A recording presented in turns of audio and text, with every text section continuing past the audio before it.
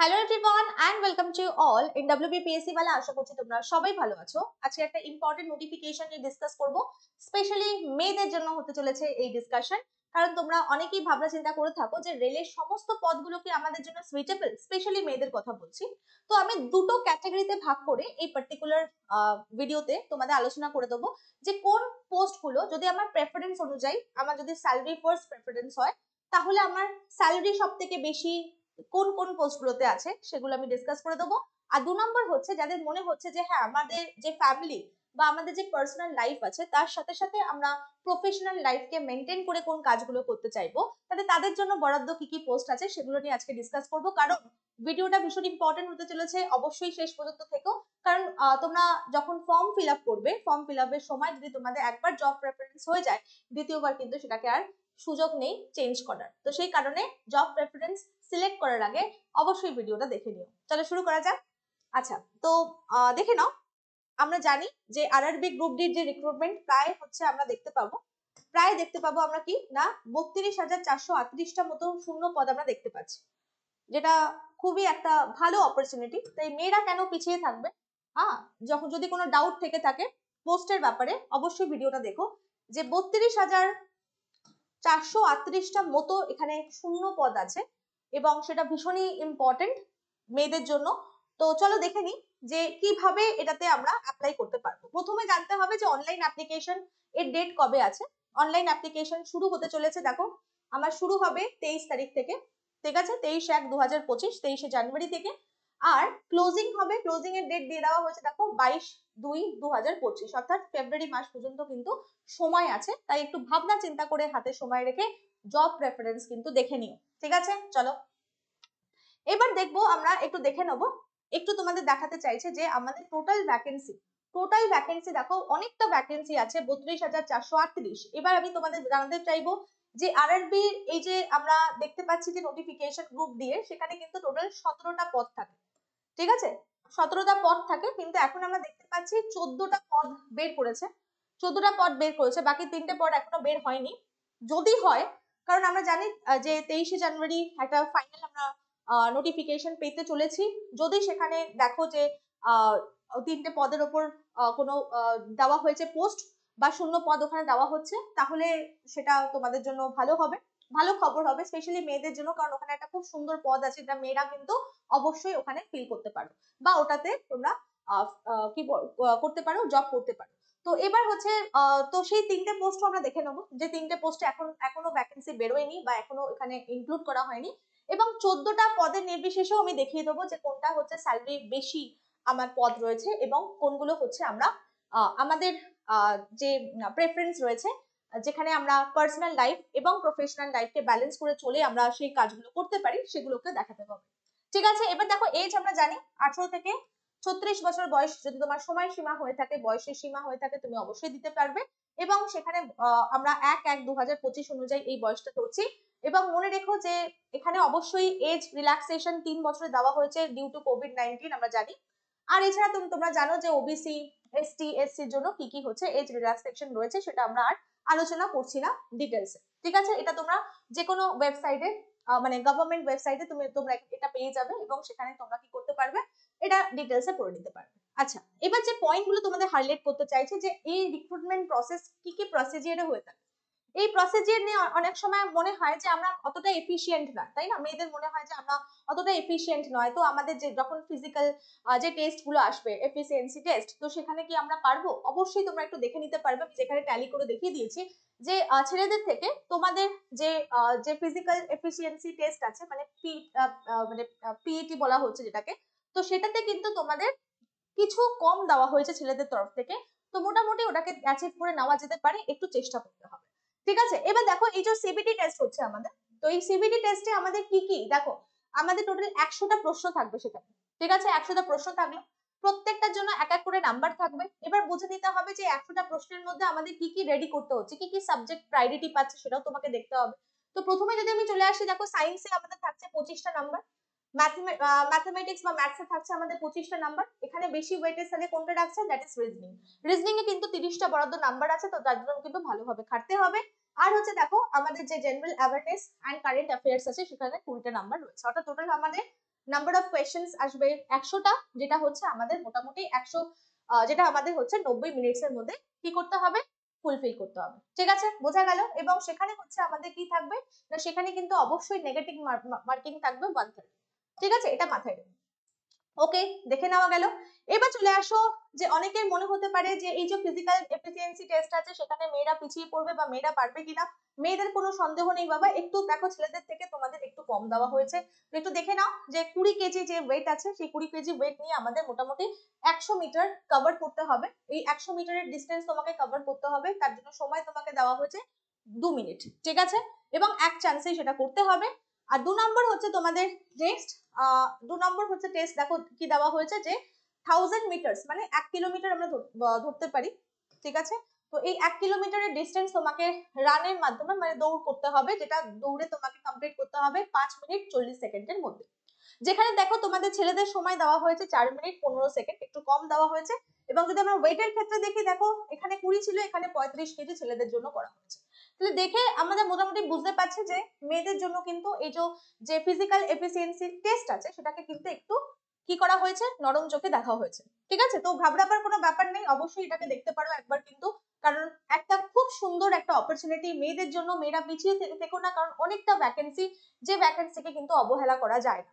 ঠিক আছে, এবার এবার আমরা দেখে নেবো যে বেশি ভ্যাকেন্সি কোন কোন পোস্ট গুলোতে আছে। কারণ অনেক সময় কি হয়, আমরা ভেবে থাকি যে বেশি ভ্যাকেন্সি যে পোস্ট গুলোতে আছে সেগুলো হচ্ছে আমরা ফিল করে দেবো। ঠিক আছে, আমি ছেলে মেয়ে নির্বিশেষে দুজনের কথা বলছি। তো তাদের জন্য এটা একটু আমি দেখাতে চাইবো যে বেশি ভ্যাকেন্সি যে পোস্ট গুলো আছে সেগুলো হচ্ছে এগুলো। যেমন হচ্ছে দেখো আমার ট্রাক মেইনটেনারের যে পোস্টটা রয়েছে, সেই ট্রাক মেইনটেনারের কিন্তু 13,187টা আমরা ভ্যাকেন্সি দেখতে পাচ্ছি, সর্বোচ্চ ভ্যাকেন্সি। ওকে, তারপরে দেখো আমরা পয়েন্টসম্যানের যে ভ্যাকেন্সি রয়েছে পোস্টে, সেখানে দেখতে পাচ্ছি 5,058টা ভ্যাকেন্সি রয়েছে। নেক্সট আমরা দেখতে পাচ্ছি অ্যাসিস্ট্যান্ট টিএল এন্ড এসি যে ওয়ার্কশপ, তাতে ভ্যাকেন্সি রয়েছে 3,077টার মতো। ঠিক আছে, তো এই হচ্ছে আমার টোটাল বেশি পদের মানে বেশি ভ্যাকেন্সি ওয়ালা পদগুলোকে আমরা দেখে নিলাম। এবার এবার এবার যে পোস্টের ওপর বাবা, যে পোস্টে এখনো পর্যন্ত আমরা কোনো ভ্যাকেন্সি দেখতে পাচ্ছি না, এই যে তোমাদের বললাম যে 14টা পদের ওপর ভ্যাকেন্সি দেওয়া হয়েছে। টোটাল আমার 17টা পদের ভ্যাকেন্সি বেরোনোর কথা ছিল, সেখান থেকে 14টা পদের ভ্যাকেন্সি দিয়েছে। তার মধ্যে এই পোস্টগুলো কিন্তু এই 3টে পোস্টকে বাদ রাখা হয়েছে। এবার দেখা যাক ফাইনাল যে নোটিফিকেশন, সেখানে আমরা আশা রাখতে পারি যদি ভ্যাকেন্সি বেরোয়। মেয়েদের জন্য কিন্তু সুখবর, কারণ তাদের জন্য একটা ভালো একটা পোস্ট আছে, যেখানে খুব একটা তোমার ওয়ার্ক প্রেশার বা লোড নিতে হয় না, দিনের পর মানে দিনের 24 ঘন্টা সেখানে থাকতে হয় না বা খাটতে হয় না। তো সেরকম পোস্ট হচ্ছে অ্যাসিস্ট্যান্ট ডিপোর্টের যে স্টোরের যে পোস্টটা রয়েছে, সেটা কিন্তু তোমরা একবার দেখতে পারো। যদি ভ্যাকেন্সি বেরিয়ে যায় এটাতে, তাহলে তোমাদের জন্য একটা সুখবর, এবং তোমরা কিন্তু এই পোস্টের জন্য অবশ্যই অ্যাপ্লাই করতে পারো, মেয়েদের জন্য বলছি। তো তার মধ্যে দেখো কি কি পোস্টে এখনো দেখতে পাচ্ছি না আমরা ভ্যাকেন্সি, দ্যাট ইজ যেটা অ্যাসিস্ট্যান্ট ওয়ার্কের আছে।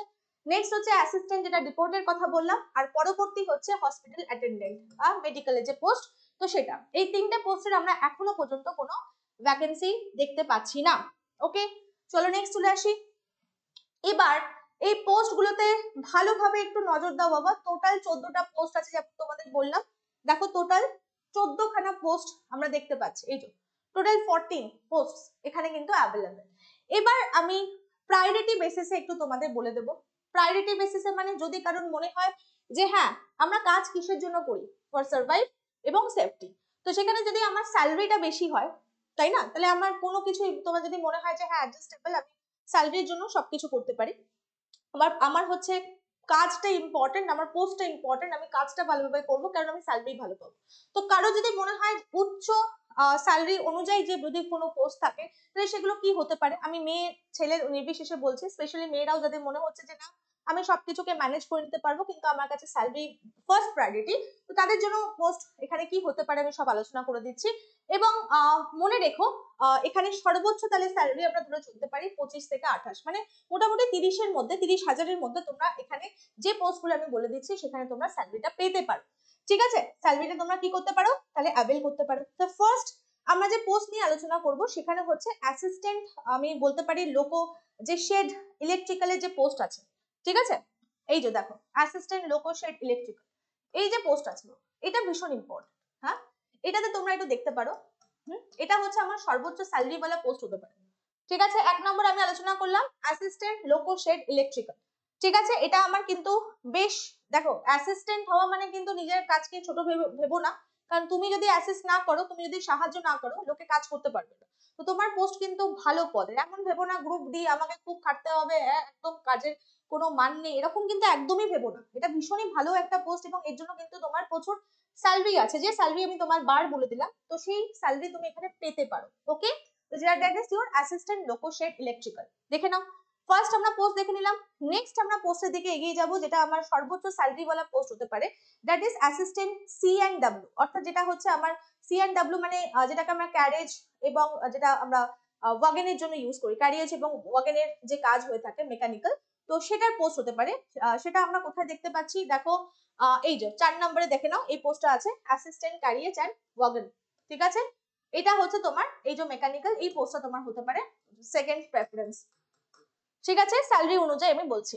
ওকে, ঠিক আছে, এই পোস্ট দেখে নিলাম। পরবর্তী আমরা পোস্টের দিকে অবশ্যই এগিয়ে যাব, যেটা হচ্ছে ট্রাক মেইনটেনারের পোস্ট।